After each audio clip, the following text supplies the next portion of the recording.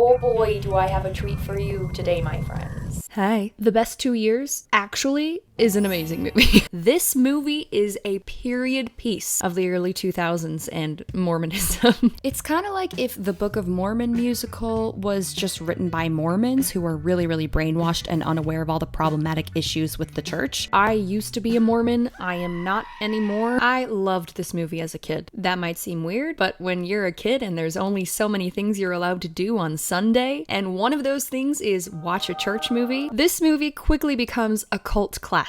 Pun intended. This movie opens up with an iconic song. Mama makes the best fried chicken. Wrangler makes the best blue jeans.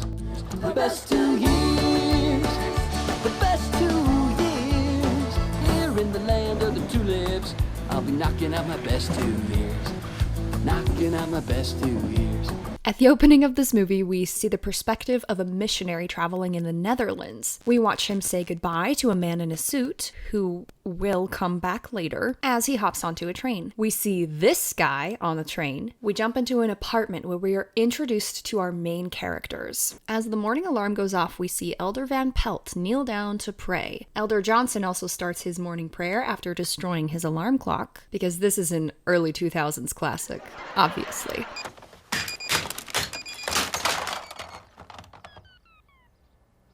Now, already there's a couple of Mormon culture things we need to go over. First, elder, or sister for women who are missionaries. That, when you're on a mission, becomes your name. Your first name disappears, and now your first name is elder or sister. So throughout this, I will be referring to the missionaries as elder and their last name because it feels weird not to do that. The next important thing you need to know, as a missionary, there is a strict set of rules that you need to follow. Waking up at 6:30 on the dot and kneeling down to say your prayers is a very important part of the missionary lifestyle. Right off the bat, we're being told that these missionaries are good boys. Each missionary has a companion that they are assigned to and have to stay with at all times. You do not let this companion out of your sight unless they're going to the bathroom, or you're going to the bathroom. It's the only privacy you get. After establishing this first companionship, we are introduced to a new missionary, Elder Rogers. Hey, Elder. Let's go. It's about that time. I'll wait for my alarm to go off, if you don't mind. Your alarm's set for 11 o'clock. You catch on real quick. Hey, come on. No. Now this is what some Mormons might call a bad missionary. We got a lot to do today, okay? We got about half an hour before your greenie gets here. And I want to get this place cleaned up. Since when do you roll out the red carpet for one of my companions?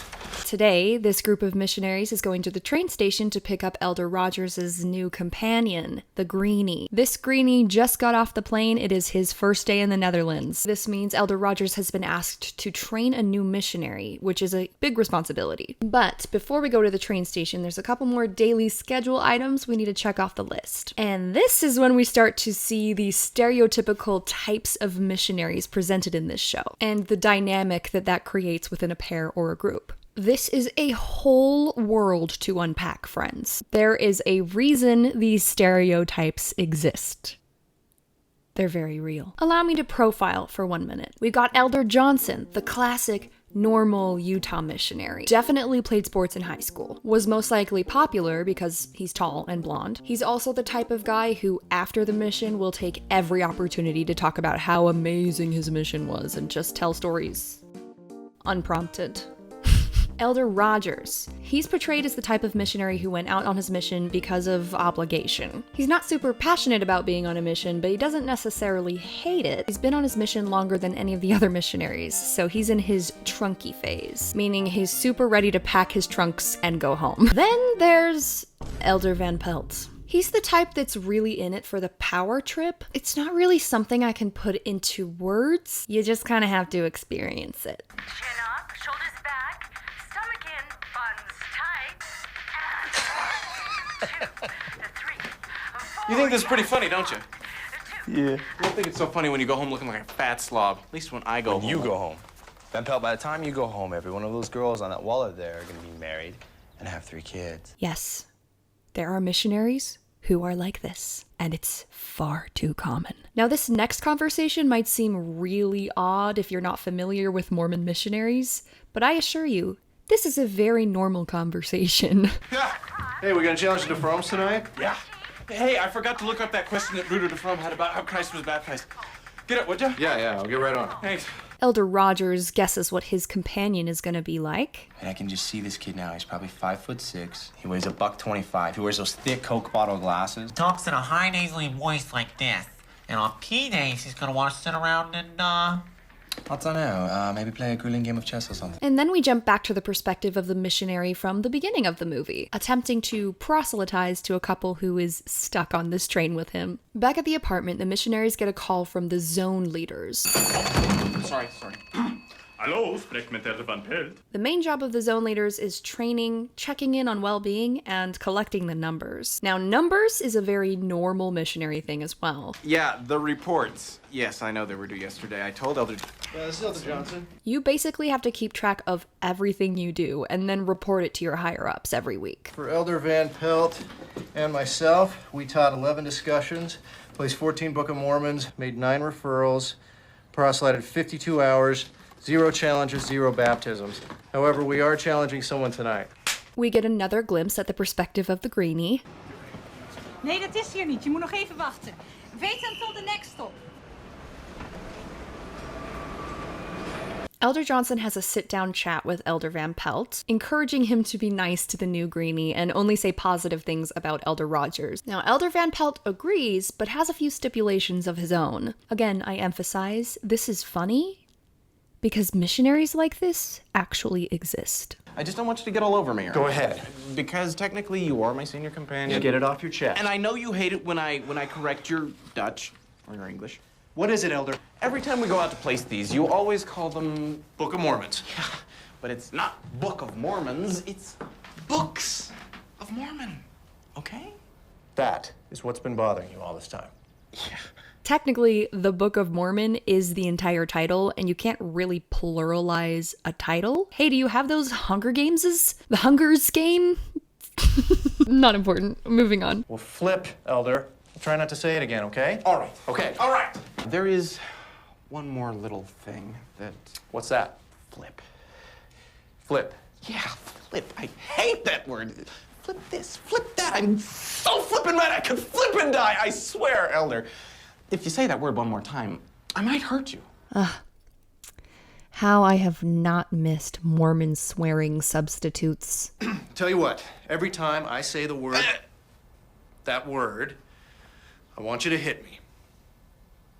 You want me to hit you? Yeah, I don't mean maim me, just a friendly reminder so I'll quit using the word. I heard that, so beware. Believe me, I intend to, all right? You will never hear me say that word again, ever. Just a second. I forgot my flippin' watch. On the way to the train station, Elder Rogers splits off from the other missionaries, which he's technically not supposed to do, but he did. Hope the train was late. Hey, don't blame me. I'm not the one who forgot his lock. Oh, thanks for reminding me again for the 3rd time. I'm sure he's fine. Right, Rogers? Rogers? Ah, you gotta be kidding me. Don't give up. I don't know about you, but I think I'm starting to like this Elder Rogers guy. The others get to the train station quickly, but still late, and they are not able to find the missionary who they're supposed to be picking up. Get lost? How'd you mean that? As in, did I? Or you'd like me to? Either way, I will rise above your sarcasm. Share my spoils. Oh, yeah. Nice. There we go. Thank you. So, where's my next victim? I think he's in Belgium and Johnson thinks he's lost. You're both wrong. He's here. Attentie, dames en heren. Wij zoeken een passagier met een Amerikaans paspoort. Hij draagt de naam van het heer waarop staat Elder Calhoun. And this is when we meet the gem. That is Elder Calhoun, played by Kirby Hayborn, the heartthrob celebrity crush of every Mormon girl in the early 2000s. When I tell you I had the biggest crush on this guy, I mean, he was in everything. He was in all the hot Mormon shows. This time was the height of Kirby's career. The man was thriving, and nobody was complaining about it. Until years later when he sold himself out by acting in a beer commercial. You didn't get a Miller Lite? No, what's the difference? Miller Lite has more taste. I don't care. I just got one of these. And he received heavy criticism and shame from the Mormon community because beer is actually an evil drink from Satan, so how dare you promote it? I heard rumors that he got excommunicated. That is not the case because he's still doing the Mormon thing. You guys, guess what? I'm at a very special place. This is Family Search right here. This is, and look what, there's people here. We're all here. I think people got over it. Back to Elder Calhoun. Elder Calhoun! Hi. Oh, God, head elders! Elder Calhoun is the stereotypical greenie, full of fire, ready to be a missionary. He's got those rose-colored glasses on, and he's already idolizing his new trainer, Elder Rogers. Elder Rogers. Elder Rogers. Ik hoop dat mijn... You can stop speaking Dutch. Just speak English. Okay. Elder Van Pelt, will you take a picture of us? Yeah. Smile, elders. Here. As the missionaries start getting to know each other, we learn that Elder Calhoun is someone who converted to the church in adulthood. He's from Oklahoma. Where are you from, anyway? Oklahoma. Oh, this is good. And his family doesn't really approve of him becoming a Mormon, and especially not going on a mission, because his parents are Catholic. How long have you been a member? Almost 2 whole years now. Hey, it's a great conversion story. You want to hear about it? Not now. Maybe later, though. Now, Mormons view this kind of person as a hero, a miracle convert, someone who had to sacrifice everything to join the church. So Mormons watching this movie would see him as someone who is extremely diligent, faithful, close to God, all that. From an outside perspective, though, I might see why his parents are a little concerned. Elder Calhoun tries to dig into Elder Rogers' life a little bit. You have a girlfriend? Nope. Are you writing anyone? Nope. And you don't have any sisters? Nope. Do you like girls? You may be wondering, how do these guys communicate with people in the Netherlands? For some context, before you go to your assigned mission location, you go to a place called the MTC, or the Missionary Training Center. There, you get a basic idea of the lessons you're going to be teaching people and how you're going to be proselytizing for the next few years. And if you've been asked to go somewhere foreign and learn a language, you end up spending a few months to learn language as well. Mormons believe very strongly in the gift of tongues, which is a blessing from God that allows you to learn a language quickly and miraculously. Dit ziet hier wel mooi out. That is really good Dutch, Elder. Thank you. Yeah. Elder Rogers gives his new trainee a tour of their apartment and clearly plans to take it easy for the rest of the day. But Elder Calhoun is fired up, full of new guy energy, and he's ready to go. Are you sure you don't want to rest? I bet you be. I'm fine. I'm ready to go. Elder Van Pelt and Elder Johnson had an appointment fall through, so they decided to come home a little early. How's it going? Oh, great. Just great. Me and Elder Rogers was just getting to know each other a little bit better. Now we're going out to get me a bike and try to place me some Book of Mormons. Oh, some Books of Mormon, huh? Yeah. Oh, that's good. Good luck with that, huh? Thanks. Elder. Oh, I gotta go. Okay. We learn that it's almost time for the mail to arrive, which is their only way of communicating with family and friends. So the elders are really antsy to hear from home. I guess you're right. I do need to be a little more patient. Well, patience comes with time, you know? When you've been out as long as I have, you learn not to get too excited about things. Mel!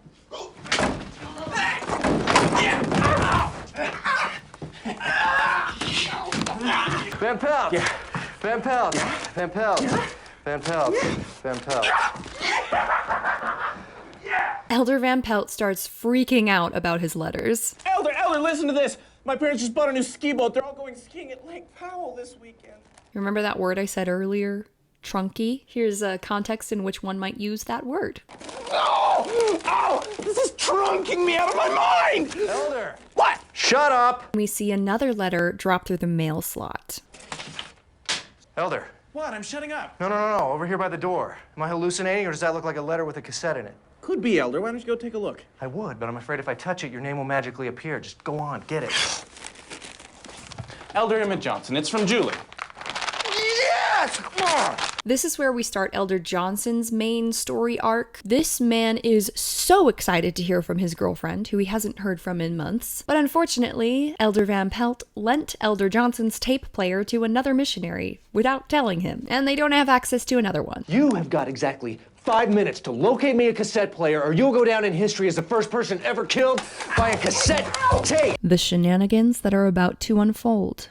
You are not ready for it. We get a few shots showcasing Elder Calhoun's adorable greenie energy as we transition to the next scene. This scene is pivotal, iconic, golden. I love this scene. Well, I'm ready to go. Let's go play some Book of Mormons. Nah, you go play some Book of Mormons. Elder Rogers clearly knows how the missionary work typically goes, especially in places like Europe. So he sits back taking pictures and encourages Elder Calhoun to learn by doing it on his own. If it's a man, just say, Goedendag, meneer. And if it's a woman, say, Goedendag, mevrouw. Mevrouw. Man is meneer, woman is mevrouw. What if they say something back to me? Well, just smile and act like you know what's going on. And this is when we get a little more of a glimpse into how adorable Elder Calhoun is. Oh, Elder, someone's coming. Oh, wait, he stopped. He got something out of his pocket. But I don't know. It's gum. Oh, now he's going the other way. Wait, no, he stopped. He's coming back. Here he comes. He's coming this way. Oh, here goes. Goedendag, mevrouw. Meneer. Sorry, guys, I don't speak Dutch. What'd he say? I love this movie. I love it. Elder Calhoun chats with this man for a few minutes, and we learn that he's trying to learn how to speak Dutch as well. Someone who appears to be his girlfriend, or at least a friend, approaches and says something to Elder Calhoun in Dutch. The guy calls him Elmer, and he's so real for that. This is Elmer Calhoun, and he's learning Dutch himself. Oh, wat leuk dat je Nederlands wil leren. Waar kom je vandaan? Alrighty. Dag. Dag. Dag. Elder, what language was she speaking? That was Dutch. Oh, I'm in trouble. Because that ain't the language they taught me in the MTC. Amazing. Het met u vandaag. Goed met u. Elder Calhoun is practicing his Dutch in the apartment when he takes a break to get to know Elder Rogers a little better. This is when we learn that Elder Rogers has an old companion named Elder Richardson who he appears to have some problems with. The guy's a real jerk. His name was Elder Richardson, and he thought he was really something. Hey, look, here come those guys, so just act like we just got here, okay? Okay.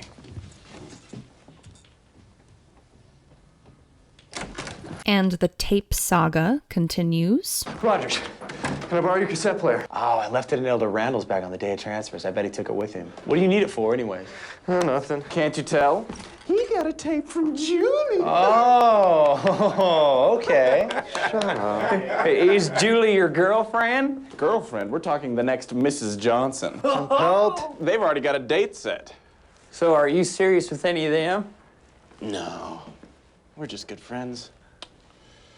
Elder Calhoun asks the other missionaries about the old companion that Elder Rogers seems to have a beef with. Either you two heard of an Elder Richardson?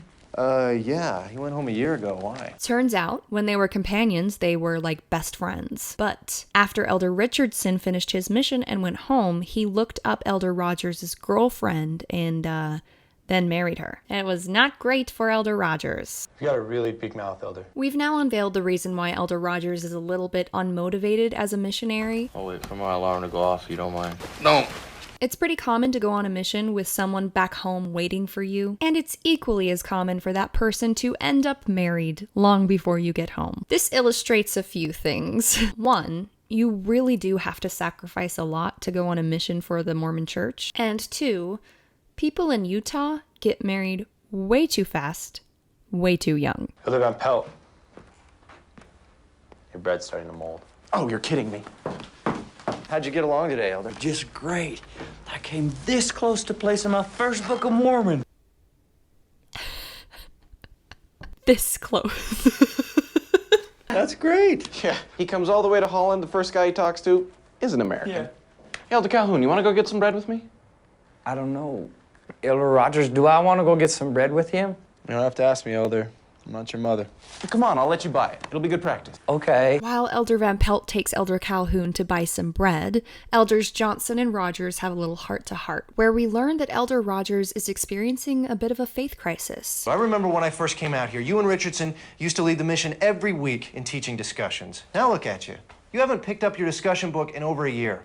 I wonder if you have a testimony. Yeah, well, so do I. I mean, I used to. I just don't know anymore. Because of this, we get an interesting example of how Mormons tend to deal with people who have a faith crisis. If someone starts to say they have doubts, which is one of the worst things you can do for your social standing in the church, it's very common to immediately write off that person's feelings and start telling them the reasons that they actually do have a testimony and why they are so wrong to be doubting their faith, which is sort of what Elder Johnson does right here. I just don't know anymore.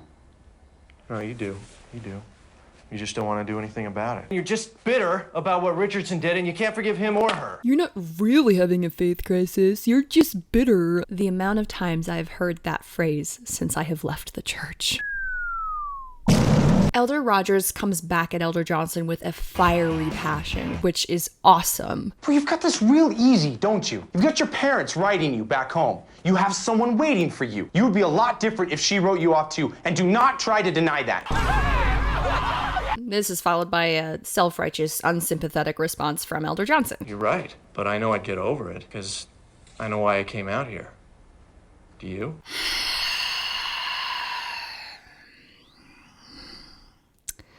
I really hope karma comes for Elder Johnson. And now we revisit Elder Johnson's cassette tape era. Could you hand me my journal? It's right underneath my tape player. Tape player? Why didn't you tell me you had a tape player? You have an adapter, right? I didn't know. Van Pelt? No, I don't know. Rogers? No. Oh, flip! Oh, ow! Elder! I'll go to the store, and I'll get some batteries and everything back to neat, okay? And here we go. Okay, here we go. Hey, Elder! What? Store closes at 10. Besides, I think you look a little stupid going in like that.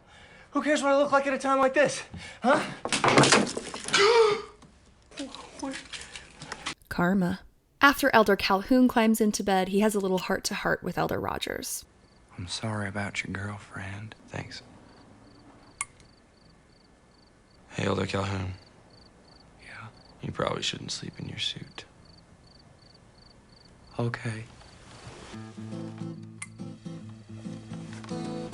We are then shown a montage of scenes depicting Elder Rogers being completely checked out of everything, while the world just zooms around him. Elder Calhoun is disappointed in Elder Rogers, but tries to stay positive and keep working. Elder Rogers keeps crossing off the days until he gets home, but at some point, Elder Calhoun's positive spirit breaks through to Elder Rogers, and he starts to get his fire back. At the end of this, we see Elder Rogers on the floor, next to Elder Calhoun, kneeling in prayer. I guess he's a good missionary now.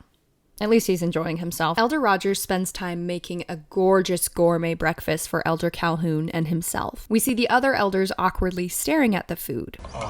Which, if you are a normal person, you might think that this is a little strange. And maybe awkwardly admiring someone's food that is clearly not meant for you is a bit of an odd way to behave. But you see, it makes sense here because it's for a bit.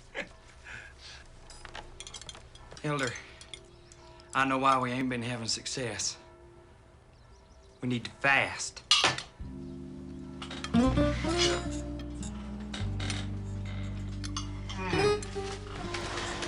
In Mormonism, it is taught and believed that if you participate in fasting combined with a sincere prayer, this state of misery and sacrifice is like an offering to God. Active Mormons will typically fast once per month, skipping at least 2 meals. So if you really, really, really want something from God, you fast. All right, Elder.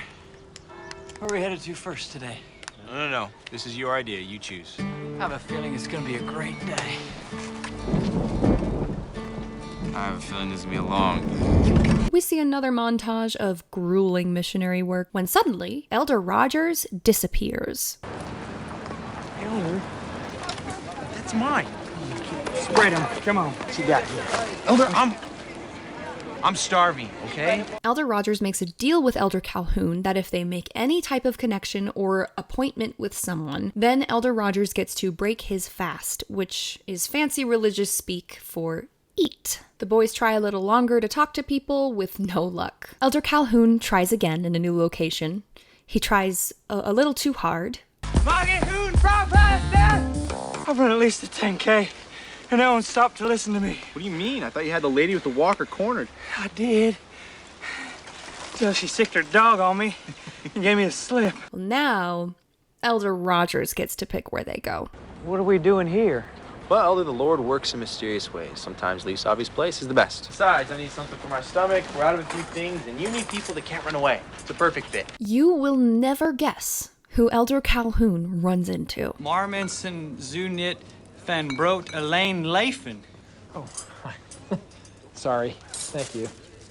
Hey, I know you. Yeah, it's Elmer. This interaction at the store is actually hilarious. It perfectly depicts what it is like to be a missionary all the time, especially like looking back on myself as a missionary. Painfully accurate. Well, I was just about ready to tell you about the Book of Mormon. You ever heard of it? No, I don't think so. Well, great. Let me tell you about it. You heard of the Bible, ain't you? Yeah. All right. Well, the Bible is the record of God's children in the old world, and the Book of Mormon is the record of God's children in the new world. Oh. There are prophets in both places teaching the same gospel of Jesus Christ together, and he put them into a book, and then he buried them into a hillside. And after that, I love when he puts the wine away. Appreciate the information. I'm just kind of running a little behind, so I'm sorry. I'll see you later. Wait, do you want to hear more? Yeah, I do. I'm really out of time, so. Whew. Okay, how about we come by tonight then? My name and my number on the inside of this book. No, I can't take your book. No, I don't want your book. Go ahead, Okay, that's fine. yours. Thanks. Okay, well, it's good to talk to you again then. All right, bye. Elder Calhoun is ecstatic and is once again idolizing Elder Rogers for his brilliant insights. How'd you know to come here? Indigestion. Inspiration.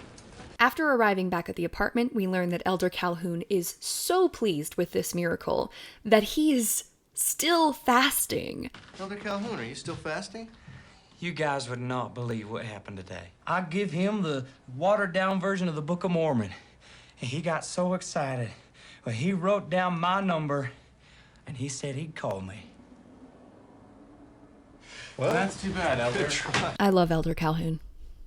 Obsessed. In case you were wondering, the flip storyline is still going. Hey, Elder Calhoun, you want me to fix you something to drink? Flip sound good? Huh? Ow! Oh, Elder! And Elder Calhoun is not giving up on hoping for this phone call. You know what? I think I'm going to wait a little bit longer just in case. Just in case what? Just in case he calls. My sweet, naive Elder Calhoun. The world is gonna break you, and I am so sorry. Hey, how about community prayer tonight? Huh? Elder Rogers. And Father, please bless that young man that he may call. Amen. It's him.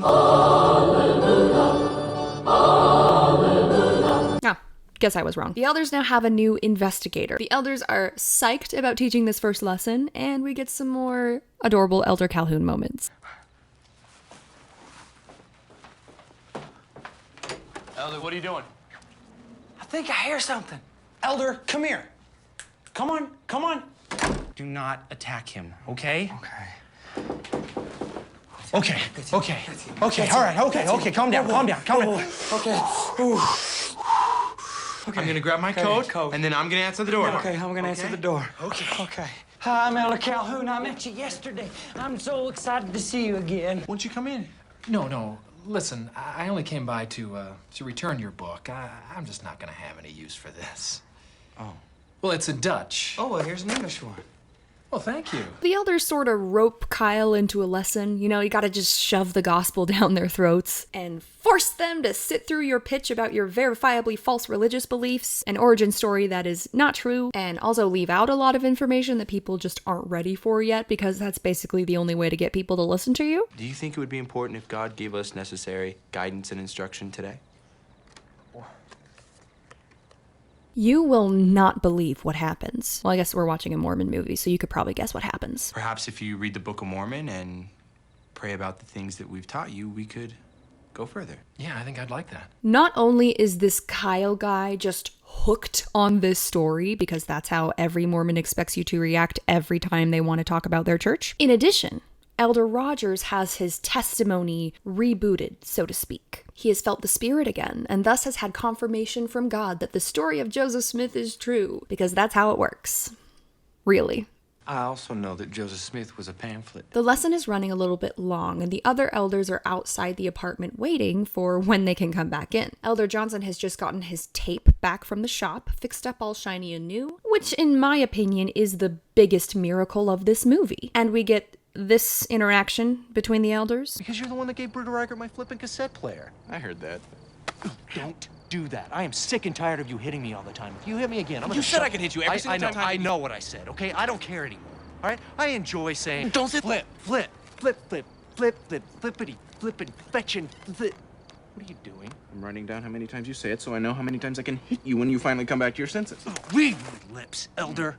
I do not want you hitting me anymore. I have no feeling in my left arm, okay? I want you to leave me alone. Elder Van Pelt bolts away from Elder Johnson, running for his absolute life, when Elder Johnson comes into the apartment and accidentally crushes Kyle behind the door. Run, but you can't hide! See you guys. Oh, where is he? Where is he? You got him behind the door. Oh. What? Oh, hi. As chaos ensues in the apartment, we see shiny black shoes hitting the pavement. And without a knock, the man from the train station earlier in the movie, remember that? He walks into the apartment. You may or may not have noticed the sheer terror that entered these missionaries upon seeing this man. There's a reason for that. This guy is the mission president. So he's like their boss, essentially. He could at any moment send any of these men home to be shamed by their families for returning home early from a mission for the rest of their lives. This is an insane situation. The mission president is a very busy man. The odds of him just showing up randomly, unannounced at nighttime, 0. The odds are 0 that this would happen. If you were a missionary and your mission president just happened to randomly show up unannounced with no cause for like 5 minutes, scold you and then leave, let me know. Because I'm pretty sure this has never happened to anyone ever. But all of that aside, I'm here for the chaos. Elder Johnson finally gets to start listening to his tape, except there's a call from the mission president asking him to go downstairs for a little chat. Elder Van Pelt decides to be an even worse person and starts listening to Elder Johnson's tape, which is infuriating, but this part is really important, so I'm gonna let you watch. You remember that nice returned missionary I told you about? Well, his name is Scott Swanson, and we've been seeing each other every night for the past 3 weeks. And tonight, he asked me to marry him, and I accepted. We're going to be married June the 14th, and I know that's just 6 weeks away, and it seems like we're rushing in. Yup. Karma. So remember what I said about Mormons getting married too fast? This story is not weird in Mormonism. You hear stories like this regularly. People getting engaged after 2 weeks, married after 2 or 3 months of knowing each other. I know at least 3 people who did that. Utah is wild. Anyway, back to the movie. Elder Johnson is having a very hard time, but the other missionaries are absolutely thriving. They're knocking on doors, handing out copies of the Book of Mormon, visiting with Kyle at work where he's an optometrist, finding more people to teach, trying gross food. Elder Johnson pines longingly after a random couple. Elder Calhoun stops Elder Rogers from flirting with a cute girl. Classic missionary stuff. And Kyle shows up to church looking exactly like a Utah Mormon dad. It's great. Now we start looking at the concept of baptism, which within Mormonism is the crown jewel of missionary work. If you get somebody baptized, you win. Just keep that in mind. Elder Johnson and Elder Van Pelt are not doing well. I mean, she's been married for 14 hours. She didn't even invite me to the wedding. How could she? Elder, you're 5,000 miles away. That's the thought that counts. It's still early morning there. She's probably still asleep in bed. I'm sorry. I'm sorry. Forget I said anything. I'm sorry. Yeah, Elders Johnson and Rogers have a really nice heart-to-heart. During this conversation, we learn that Kyle has been really hesitant about getting baptized, and Elder Rogers is worried that he's going to back out and not want to join the church. Kyle seems to be unwilling to change. In order to get baptized as a Mormon, you have to stop drinking coffee, tea, alcohol, you can't smoke, and also you have to be sexually abstinent unless you get married. So if Kyle can do all that, he will be considered worthy for baptism. Well, Kyle shows up early. I just wondered if I could squeeze a word in. Well, first of all, I want to tell you how much I appreciate all the time you spent teaching me. It's been great. Well, I've been giving it a lot of thought. Well, that's why I came by early, is I wanted to tell you that I want to be baptized. Great. You what? You did it! Good job, boys. Kyle asks Elder Rogers to baptize him, which is really sweet. And it's significant because Elder Rogers hasn't had the opportunity to baptize anybody on his mission so far. But now he'll be able to baptize somebody on the very last day of his mission. And I gotta admit, that's good storytelling. That's adorable. I love it, even if he is unknowingly joining a cult with many weird secrets that he doesn't know about yet. Anyway, it's now the last day. Kyle has been baptized, and Elder Rogers is now saying goodbye to his friends at the train station. The running flip joke gets its final punchline. I didn't think I'd ever say this, but you'd inspired me. If you ever repeat that to anybody, I'll kill you, okay? Fair enough. Okay, sounds good. Hey, Elder Van Pelt, can you take a picture of us? Flip. Oh, now hang on. This isn't fair. I mean, you're the one who got me saying that word. So good. Excuse me. And Elder Calhoun gets a gift. Oh, thank you. Oh, thank you.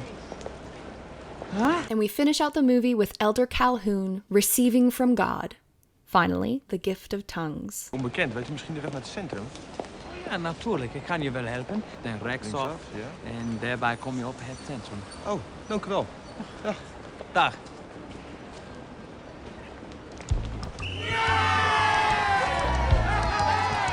So that's the best 2 years. Maybe the one little part of Mormonism that didn't traumatize me. It's a very self-aware movie, and I really appreciate that. I love how it jabs at the weird toxicity of Mormon culture and the weird dynamics of Mormon missionaries. It's a very well-written story. It's clever. It's funny. All in all, a great movie. Thanks for going on this journey with me and allowing me to show you a little bit of my life. There's this weird anomaly that happens that, like, everyone who subscribes ends up being like super hot.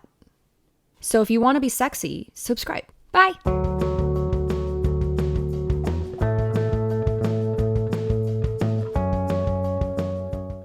I don't know what I made that face for.